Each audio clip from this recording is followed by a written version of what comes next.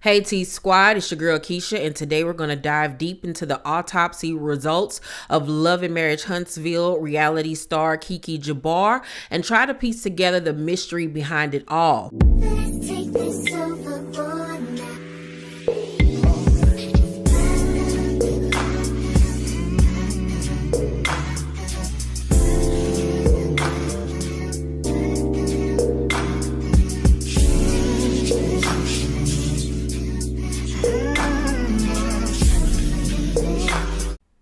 Today, the release of Keke Jabbar's autopsy results came out, and it has sent shockwaves throughout the internet, with many people scrambling to make sense of the findings. As we all know, Keke's passing was met with an outpouring of grief and speculation, with many questions still lingering about the circumstances surrounding her passing. One of the biggest questions on everybody's mind is what really caused Keke Jabbar's passing. Was it an accident, a deliberate act, or something else entirely? And what about the discrepancies surrounding her initial passing? Can we trust the official story, or is there more to this case that meets the eye? Then there's the issue of motive. Was Keke's passing a crime of passion, a calculated act, or simply a tragic mistake? And what role, if any, did Keke's personal life play in her ultimately passing? Lastly, there's the question of accountability. Will anyone be held responsible for Keke's passing, or will this case remain a perpetual enigma? As we delve into the autopsy findings, we'll explore these questions and more, searching for answers in the midst of a very confusing and disturbing situation. As I'm filming this video, you guys, Keke's autopsy report was literally just revealed about 10 minutes ago. So Deadline reports that Keke Jabbar, star of OWN's Love and Marriage Huntsville, passed at the age of 42, and her cause of passing has now been revealed. According to an autopsy report from the Alabama medical examiner, Jabbar passed of carbon monoxide poisoning. TMZ reports that Jabbar has 64% carboxyhemoglobin in her blood. Carboxyhemoglobin forms in red blood cells when carbon monoxide is inhaled. Normal levels are under 2% for non-smokers and 5% for smokers. Critical levels of carboxyhemoglobin are anything greater than 20%. News of Jabbar's passing was detailed by her friend and YouTuber Prosperity Thick Girl 40, who shared a statement from the family on one of her live streams. So 7-something that morning, her husband goes to the garage. He sees Keke, what he thinks is asleep in the car, the YouTube personality said.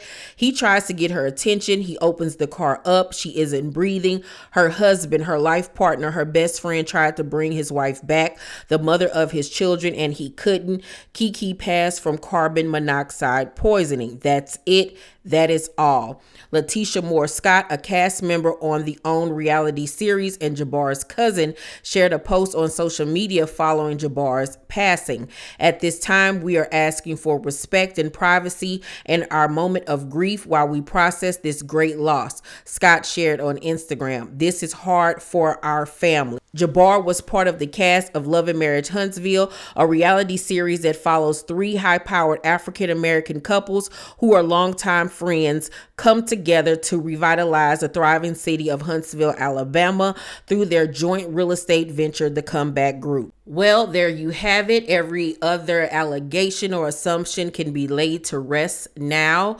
You know, there were some people that were questioning, did she overdose? Was she back using or anything of that nature? None of that has been stated. So it seems like at the time of her passing, she was not using at all. The only report that came back was that she suffered from carbon monoxide poisoning. Now, I know the other question on everybody's mind was this a purposeful act on her part? We will never know because we're not Keke. The initial story was that she left a gathering, she was sleepy, she was tired, and instead of her getting out of the car, she fell asleep. And I guess she must have didn't realize the car was still on. and that's how she ended up passing. Some people will say that it was intentional, but once again, we do not know. All we know is that this woman's children are left behind with no mom. Her husband is left with no wife, no mother of his children, and her parents have lost their daughter. We have lost someone that we watched on television. You know, Keke had a life. She lived a life, honey, good, bad, and indifferent, but she left a mark on this world. I can say that she brought attention to addiction, especially addiction in pill form, and how it can affect people. And hopefully she touched a lot of people with her story. I hate that her passing was so soon. She had so much more life ahead of her, but obviously God felt as if it was her time to come home. I wish nothing but the best for her family, for her children. I pray that God continues to cover that family, and that the children are being loved on, protected, supported, that they're getting any kind of grief counseling that they may need. And it's going to take time for healing. You know, it hasn't even been a year yet since her passing. Has it even been 6 months yet? I don't even think so. But we now have official word and answers to everything. And hopefully people can let her rest in peace now. I really hope that her family, especially her daddy's side of the family, aka Wanda, Marceau, Tisha, and all of them, you know, can let this lady rest in peace. I hope that Marceau has apologized to her, even though she's not in the physical realm. Her spirit is still here and can very well see and hear. And he owed that woman an apology for all of the accusations that he spewed against her. The same goes for Tisha as well. You know, they did each other wrong. There was a lot of hurt and accusations flying on each side. And at the end of the day, none of it was worth it.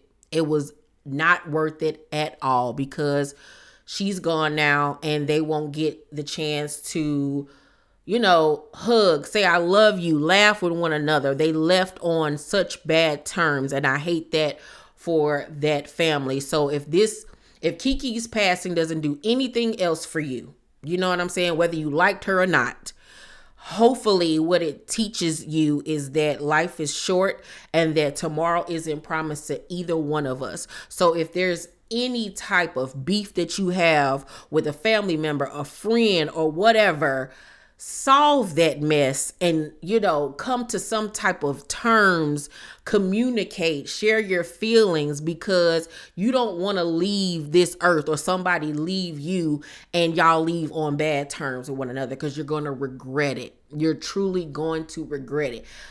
Get at peace with that person, and being at peace with that person doesn't mean that they still have to be in your life, but at least you've clarified yourself and you've communicated your feelings and come to some type of resolve within yourself and with that person, you know, because Keke didn't get that opportunity with a lot of people, and it's honestly sad.